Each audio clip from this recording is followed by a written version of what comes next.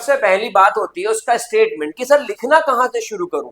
मतलब सर जब एग्जाम में क्वेश्चन आता है, मुझे सबसे जिस टॉपिक पर आज हम यहाँ पर बात करने जा रहे हैं वो टॉपिक एक मोस्ट इंपोर्टेंट टॉपिक है जिसका नाम है लॉ ऑफ रिफ्लेक्शन। और जितना बोर्ड पर लॉ ऑफ रिफ्लेक्शन लिखा है, अगर आप इतना याद कर कर लिख कर भी आ जाते हैं, so you will secure best marks in the examination. Physics MP9 पर मैं आनंद शुक्ला आपको इन्वाइट करता हूँ, join the army of Gabbar where we discuss each and every topic in detail। आपका सर, आपका गब्बर आपके लिए तैयार, आपको उस लेवल पर फिजिक्स पढ़ाने के लिए जिससे न सिर्फ आप 9-10 बल्कि कॉम्पिटिटिव JEE और नीट लेवल तक का फिजिक्स भी बड़ी आसानी से और बहुत अच्छे से प्रिपेयर कर सकते हैं। शुरू करता हूं मैं टॉपिक। बहुत ध्यान समझिएगा कि angle of law of reflection होता क्या है। सबसे पहली बात होती है उसका स्टेटमेंट कि सर लिखना कहां से शुरू करूं। मतलब सर जब एग्जाम में क्वेश्चन आता है, मुझे सबसे पहला प्रॉब्लम ये आता है कि मुझे लिखना कहां से है। तो बेटा ध्यान समझना मेरी बात को। सबसे पहले मैंने आपके लिए डिस्क्रिप्शन मेंशन किया है। जब मैं बात करता हूं इसके डिस्क्रिप्शन के बारे में, तो यहां पर the law of reflection state that light behave strike the polished surface. मैंने हर लाइन को लिखा है, आपको हर लाइन को बड़े ध्यान से समझना है ताकि आपको अच्छे मार्क्स स्कोर हो सके। ठीक है, क्या लिखा है ध्यान समझिए। ये लॉ ऑफ रिफ्लेक्शन क्या लिखा है ध्यान समझिए। इसके अंदर the law of reflection states that how light behaves, कैसा बिहेव करती है when it strikes the smooth polished surface. Surface कैसी लिए? सरफेस रफ लिए? नहीं, सरफेस लिए स्मूथ पॉलिश्ड सरफेस। मतलब ये ग्लास की तरह स्मूथ पॉलिश्ड सरफेस लिए। ठीक है, अब अगर स्मूथ पॉलिश्ड सरफेस लेते हैं the light and bounce back in the same medium, bounce back in the same medium। इसका मतलब क्या हुआ? ये एक स्मूथ पॉलिश्ड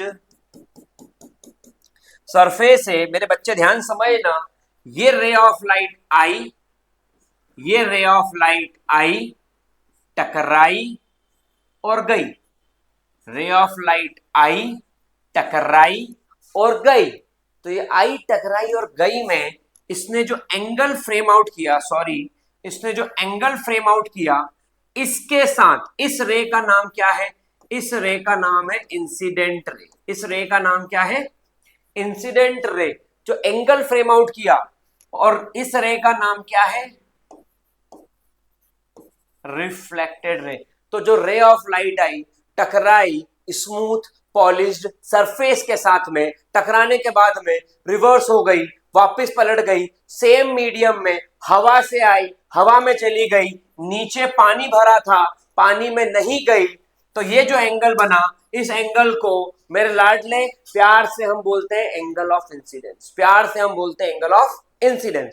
और ये जो दूसरा एंगल है इसे हम कहते हैं एंगल ऑफ रिफ्लेक्शन। तो पहला एंगल है एंगल ऑफ इंसिडेंस और दूसरा एंगल है एंगल ऑफ रिफ्लेक्शन। अब angle I is equal to क्या होता है? Angle R. बहुत ध्यान समझना इस वीडियो के अंदर। एंड में मैंने पूरी स्लाइड अटैच की, आप उसका स्क्रीनशॉट ले लेना। क्या लिखना है एग्जाम में, पूरी स्लाइड आ जाएगी। सुनो, एंगल ऑफ इंसिडेंस और एंगल ऑफ रिफ्लेक्शन हमेशा इक्वल रहेंगे। ठीक है, अब मेरी बात और ध्यान से, ये जो लाइन आ रही है, ये जो लाइन आ रही है, इसे आप कहते हो नॉर्मल। इसे आप क्या कहते हो? क्या सब कलर सेम ही होगा क्या? ये वाला लेता हूं। इसे आप कहते हो नॉर्मल। किसके उप नॉर्मल? तो ये देखो ध्यान से, सभी का ध्यान आई थिंक बोर्ड पे ही होगा। ये देखो ध्यान से, ये लाइन और ये लाइन, ये एंगल कितना बना रही है?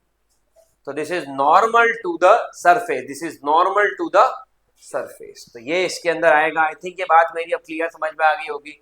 तो ये वाला एंगल आएगा एंगल ऑफ इंसिडेंस और ये वाला एंगल आएगा angle of reflection. Angle of incidence और एंगल ऑफ रिफ्लेक्शन नॉर्मल के साथ ही बनते हैं, नॉर्मल के साथ ही बनते हैं। मेरी आई थिंक ये बात सभी को क्लियर हो गई होगी कि लॉ ऑफ रिफ्लेक्शन किस टॉपिक पर कैसे बात करता है। ठीक है, ये डिस्क्रिप्शन, ये स्टेटमेंट बड़े अच्छे से लिख लेना, काम के हैं, काम आएंगे। अब मैं उससे भी आगे बढ़ता हूं, सुनना। अब मैं उससे भी आगे बढ़ता हूं। इमेज का स्क्रीनशॉट ले लेना या लिख लेना, जो अच्छा लगे। बहुत ढूंढ के मैंने इसको प्रिपेयर किया, बहुत अच्छे से मैंने इसको बनाया। क्या डालना है? कैसा मिर्च मसाला होना चाहिए और सब, ताकि आपको बेस्ट समझ में आ जाए और आप इसको बेस्ट तरीके से कर पाओ। अब मैं आता हूं लॉ ऑफ रिफ्लेक्शन पे, ध्यान से देखना। Law of reflection important topic है। लॉ ऑफ रिफ्लेक्शन में दो लॉज होते हैं। पहला, the angle of incidence is equal to angle of reflection. Angle of incidence किसके इक्वल होगा मेरे लाडले? Angle of reflection. अभी मैंने बताया था ये पॉलिश्ड सरफेस है, ये रे ऑफ लाइट आई, ये गई, ये आई, ये गई, और ये नॉर्मल के साथ में, ये नॉर्मल के साथ में जो एंगल बना रहा है वो एंगल ऑफ इंसिडेंस और ये एंगल ऑफ रिफ्लेक्शन। अभी बताया था मैंने, यहां पर वही लिखा है फर्स्ट लॉ। ये कौन सा लॉ है? ये है फर्स्ट लॉ। बहुत ध्यान से पढ़, बड़े ध्यान समझ, एक एक चीज समझ में आएगी। तो फर्स्ट लॉ क्या बोलता है? लॉ ऑफ रिफ्लेक्शन में angle of incidence is equal to angle of reflection. दूसरा लॉ, इंसिडेंट रे ये रही, रिफ्लेक्टेड रे ये रही, नॉर्मल ये रही, all lies in the same plane. सभी एक ही प्लेन में एग्जिस्ट कर रहे हैं। अब सर ये प्लेन क्या चीज है? ठीक है, तो मैं इस प्लेन को समझा रहा हूं, एक 2 मिनट आपका वक्त लूंगा। मैं इस प्लेन को समझा रहा हूं कि भाई साहब ये प्लेन क्या चीज है। तो ध्यान समझना, ये 3 एक्सिस होती है, एक्स वाई और जेड। अगर मैं इसको ज्वाइन कर दूं, अगर मैं इसको ज्वाइन कर दूं, अगर मैं इसको ज्वाइन कर, दिख रहा है प्लेन बन गया पूरा का पूरा। तो ये कौन सा प्लेन है? ये एक्स वाई प्लेन है, क्योंकि ये एक्स एक्सिस है, ये वाई एक्सिस है, ये, तो it is the X Y and Z plane. तो ये incident ray, reflected ray, normal रे, तीनों एक ही प्लेन में आती है। ये इसका सेकेंड लॉ है। और बच्चों को जो समझ में नहीं आता वो उसका सेकेंड लॉ कई बार उनको कंफ्यूज कर देता है, कई बार कंफ्यूज करता है, मैंने देखा है। ठीक है, आगे बढ़ते हैं अगले स्लाइड पे, अगले क्वेश्चन पर ध्यान समझिएगा।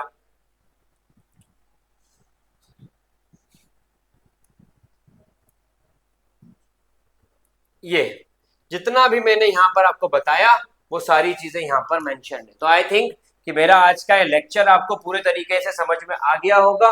क्या करना है, कैसे करना है, किस तरीके से करना है। सब्सक्राइब करके बेल आइकन क्लिक करिए, ज्वाइन करिए आर्मी ऑफ गब्बर, ताकि मैं आपको आपके लेवल पर आकर के बेस्ट से बेस्ट सिखा सकूं। क्योंकि मेन दिक्कत क्या होती है स्टूडेंट को, स्टूडेंट के लेवल पर जाकर के सिखा दे तो हमको बेस्ट आउटकम मिलता है। Thank you so much for watching this video. जय हिंद, जय भारत।